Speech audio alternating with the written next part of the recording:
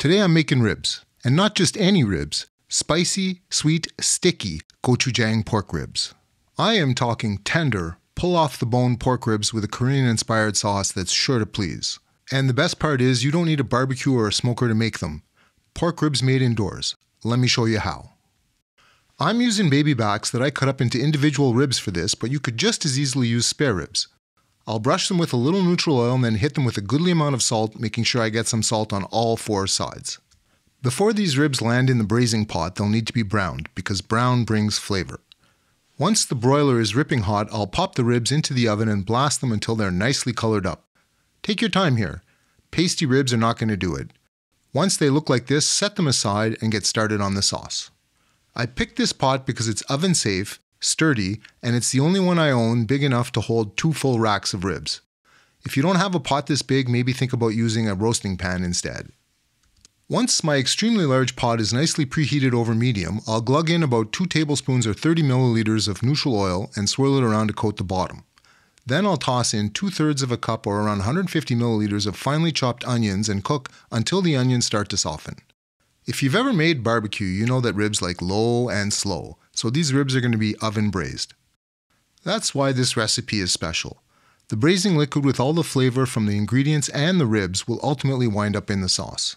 Once the onions are nice and soft, I'll toss in 4 cloves of crushed garlic that I'll cook for about half a minute and then add 2 tablespoons or 30 milliliters of these Korean chili flakes that go by the name gochugaru, 1/4 or 60 milliliters of gochujang, 2 tablespoons or 30 milliliters of miso, 1/4 cup or 60 milliliters of mirin, that's a sweet Japanese rice wine you can get at any Asian grocer, and 1/4 cup or 60 milliliters of apricot jam. I know you didn't wake up this morning thinking, you know what? I need to put apricot jam on my pork ribs. But it adds a sweetness and a fruitiness that goes incredibly well with the pork and the Korean spices. Plus, you'll get to put it on your toast tomorrow morning. If that's not a total win-win, I don't know what is. To finish off the braising liquid, toss in 2 tablespoons or 30 milliliters of light soy sauce, 2 teaspoons or 10 milliliters of sesame oil, and 1 1/2 cups or around 350 milliliters of no sodium chicken stock or water.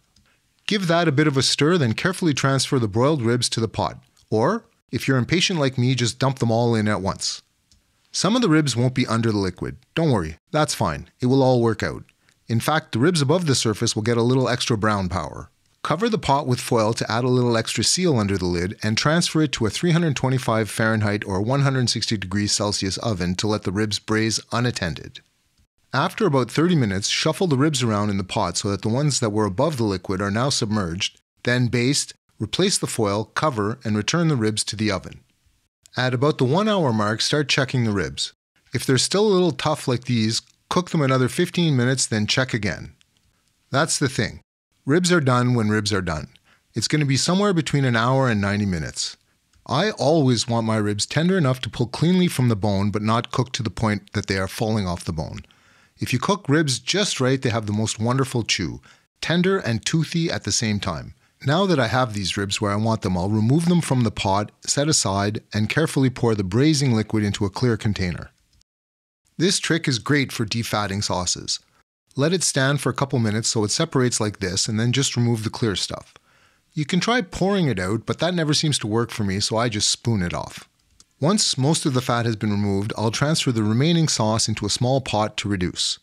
I'm going for about a 30% reduction so the sauce starts to thicken up nicely like this. I'm going to resist the temptation to toss the ribs with the sauce and serve them up family style. That works, but these are so good I like to plate them up and hit them with a drizzle of sauce, then garnish with a little sprinkle of white sesame seeds. It's just prettier that way. This is everything I look for in a rib. The texture is just right, the ribs come off the bone clean with just a little pull, and the sauce is way more complex than any barbecue sauce I've ever tasted.